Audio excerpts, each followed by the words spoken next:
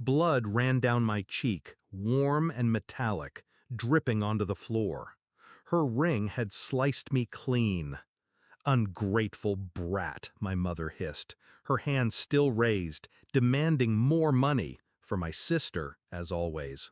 Then Dad's hand slammed into my chest, pinning me against the wall. My daughter's scream ripped through the air, high and terrified. It wasn't just pain I felt in that moment, it was clarity. 30 years of abuse crystallized into something sharp. And they had no idea what I'd secretly done 3 months ago. I used to believe in family, even when their cruelty felt endless. I told myself they'd change, that if I loved harder, worked longer, gave more, they'd finally see me. But my mother always looked at me with disdain, as if my existence offended her. My father treated me like labor, not blood. And my sister, spoiled, golden, their pride. I was the sacrifice, the burden, the punching bag. For years I endured, until I saw my daughter watching. Her small eyes mirrored my fear, and that was when the shift began. It started with little things, my paychecks vanishing for family emergencies, the house deeds signed over without my consent, the endless manipulation masked as duty. Then I found the accounts, hidden ones, bank statements that proved my parents had siphoned my earnings for years, feeding my sister's lifestyle, cars, jewelry, vacations, while I struggled to keep food on my own table. Rage would have been easy, but rage is noisy.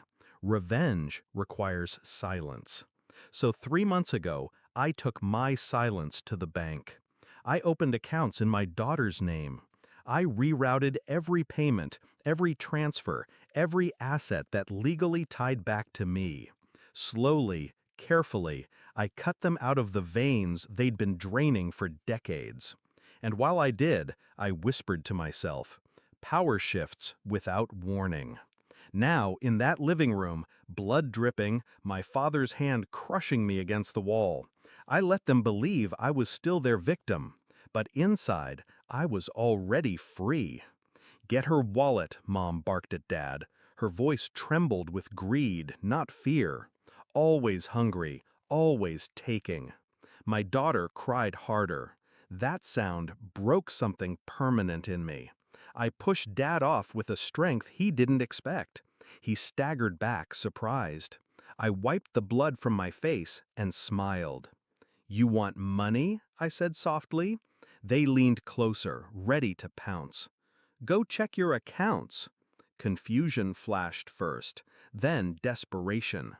I watched them scramble, Mom grabbing her phone, Dad yanking his laptop open, fingers frantic against the keys. And then it happened. The silence, the freeze, the dawning horror. Every account, empty. Every card, declined. 3 months of siphoning had left them dry. Their empire of control had crumbled without them noticing. Mom's face drained of color. Dad's breathing grew heavy. My sister's name lit up Mom's phone, calling again and again, probably stranded without her endless allowance. And me? I just stood there, calm, my daughter clinging to my side. You did this," Mom whispered, voice trembling. Dad's rage flared, but it was hollow now, powerless. He lunged forward, but I didn't flinch. "I told you," I said, voice low, "power shifts without warning." The fallout was merciless. Their debts surfaced fast, their creditors circled like vultures. The house seized, the cars repossessed. The perfect family reputation they flaunted shattered the moment whispers of fraud reached the community. I didn't need to raise a hand. Their downfall was financial, social, absolute. And I orchestrated it in silence. The confrontation wasn't the end. It was only the opening act. When investigators came asking about suspicious transfers and forged signatures, I gave them everything. Not as their child, but as their victim, and then as their executioner.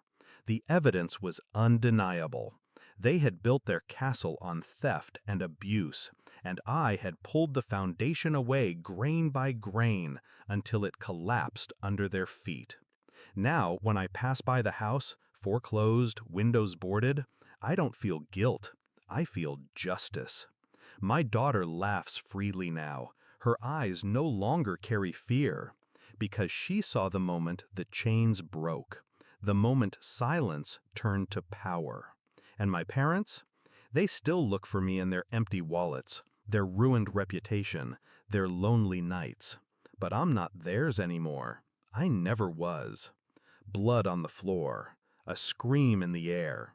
30 years of silence breaking in a single night. That was the last time they laid a hand on me, because power had shifted. And once it shifts, it never returns.